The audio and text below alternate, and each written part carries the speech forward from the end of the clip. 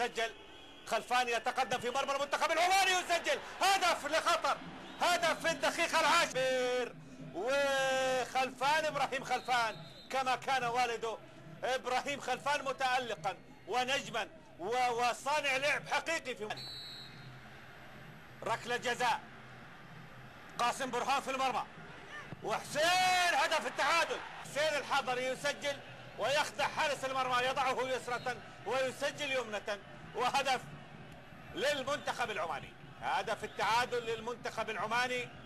فرحة للاعب كرة عالية إلى القائم البعيد وهدف ثاني، هدف ثاني لمحمد السيد جدو، ويحرز هدف ثاني لمنتخب قطر، هدف ثاني من محمد جدو. هناك شوفوا اللاعب اللي كان اللاعب الاخير هناك بالنسبه للمنتخب العماني اللي فقد المتابعه، رائد ابراهيم فقد المتابعه